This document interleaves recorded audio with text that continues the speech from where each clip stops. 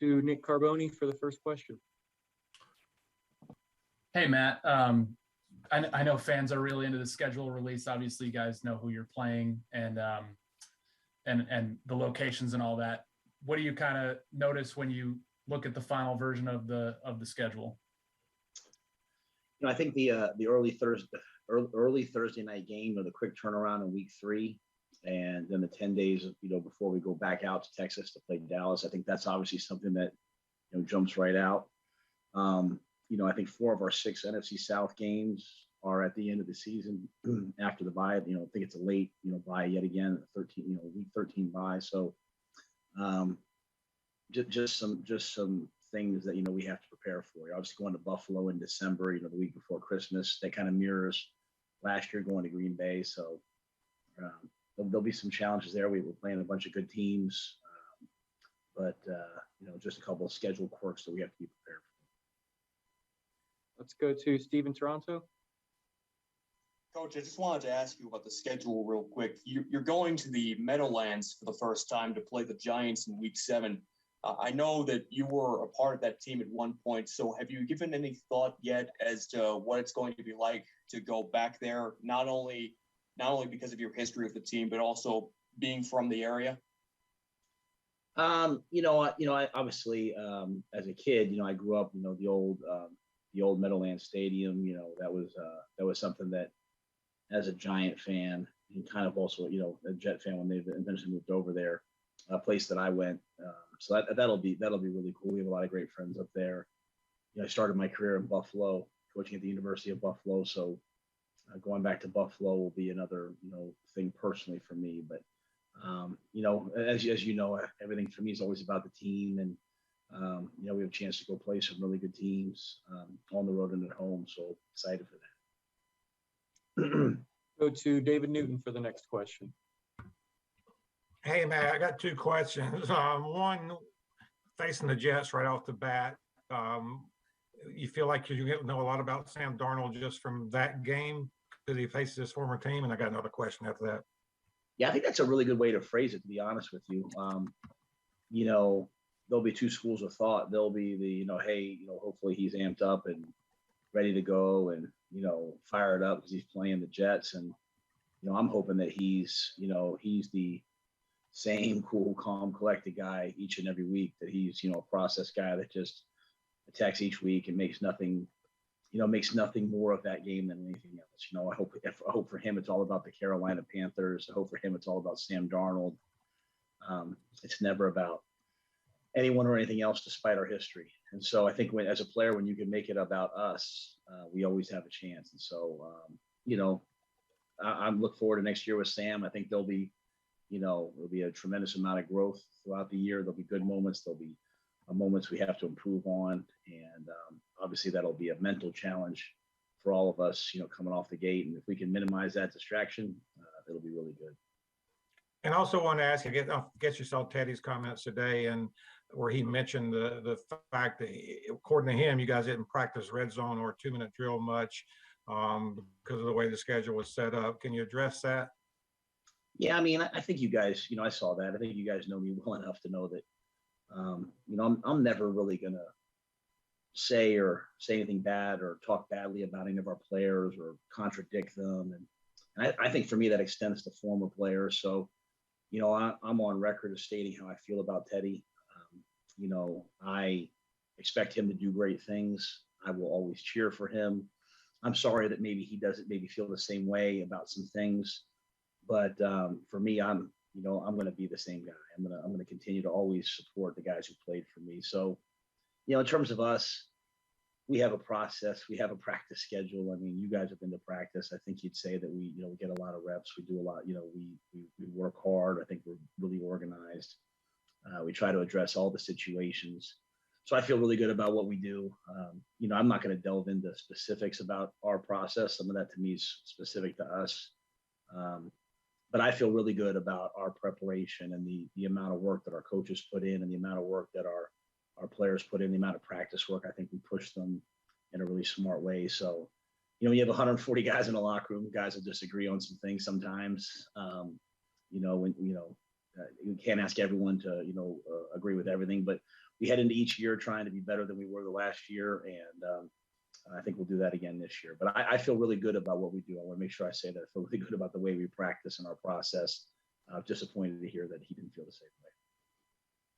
All right, let's go to Josh Graham. Coach, I'm interested with how you built the process and what the practice structure was. Because when you first arrived here, you said you were going to take what you had in New York and what Coach Coughlin did.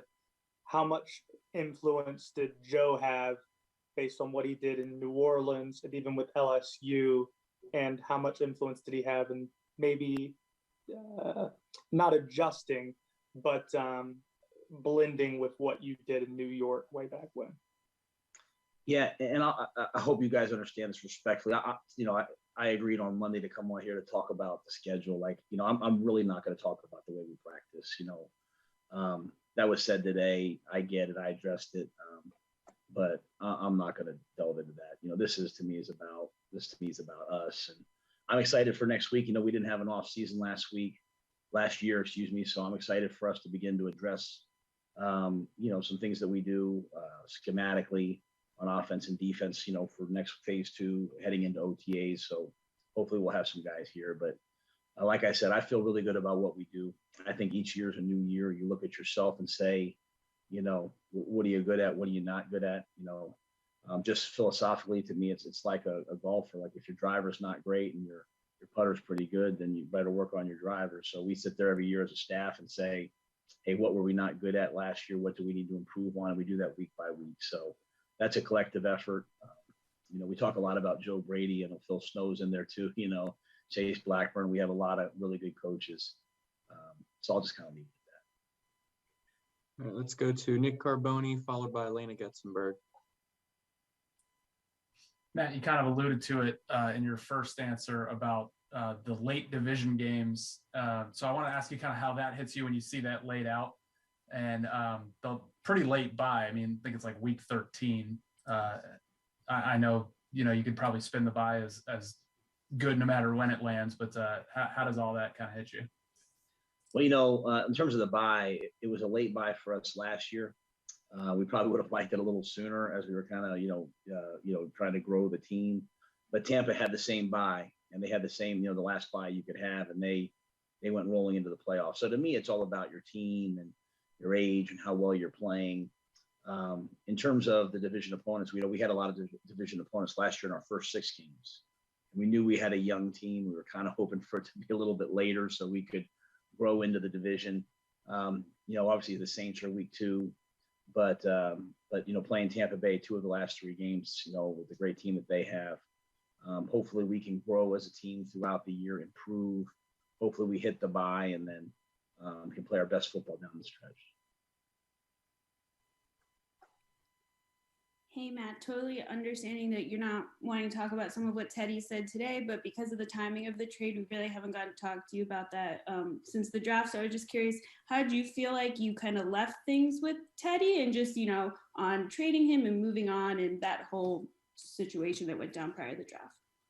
Yeah, as I've said, I have the ultimate respect for Teddy. I think in his comments today, he said, he came in after the year and said, hey, I wear my big coat hands, I'll handle things. He's the ultimate professional, which I've said to you guys many times. Like, he understood that the way things go. And, when we traded him, I called him, I talked to him.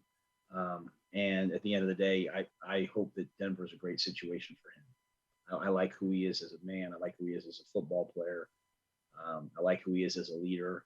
And I know Vic Fangio and those guys are going to like him as well. So I think if you went back through my comments all of last year, you can't find a bad comment. I don't have anything negative to say. I think he's a great dude. And unfortunately, part of this business is trading guys and moving on from guys.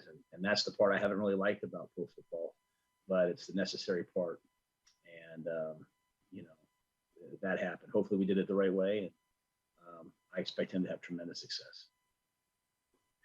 All right, guys, I got time for 2 more. So let's go to Herb White and then finish with Joe Person. Thanks.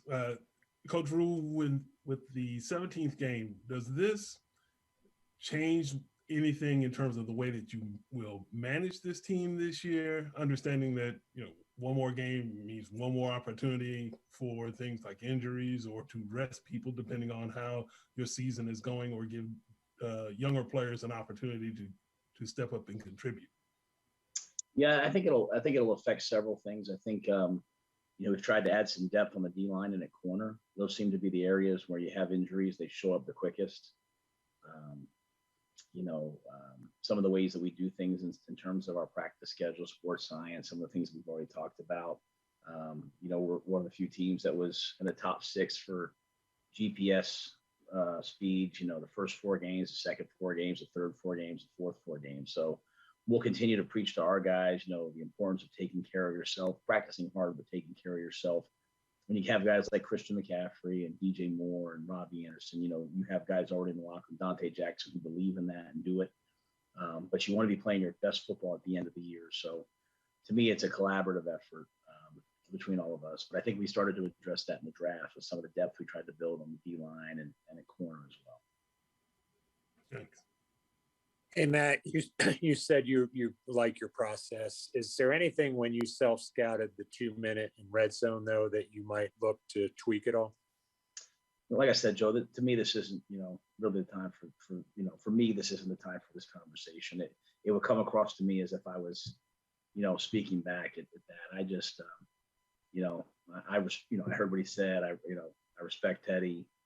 I like what we do. Obviously, we're always trying to get better, but I think in the right time when we head into, practices and all those things, and while we're in practice, if you guys want to talk about practice, I certainly will. But to me, I think tonight hopefully is about the schedule and, and the great opportunities we have for next year. So that's kind of how I'm looking at it. I wanted to ask you too, since we're on the eve of rookie camp, what quarterbacks are you going to have in? I've seen some of the names, but was hoping you could confirm them. Yeah, we have Thompson in from Washington. We have, Peyton Ramsey in from Northwestern, and those 2 guys are in as tryout players, and we're anxious to see them. They're good players on college tape. We had good grades on them, so this will be a good weekend for them. The numbers for rookie camp are way down because of the rules compared to previous years. So especially when you draft 11 guys and sign 5 more, so there'll be lots of guys who've been on our roster, but who are eligible to come. I think we'll have about 32, 33 guys that start meetings tomorrow and go from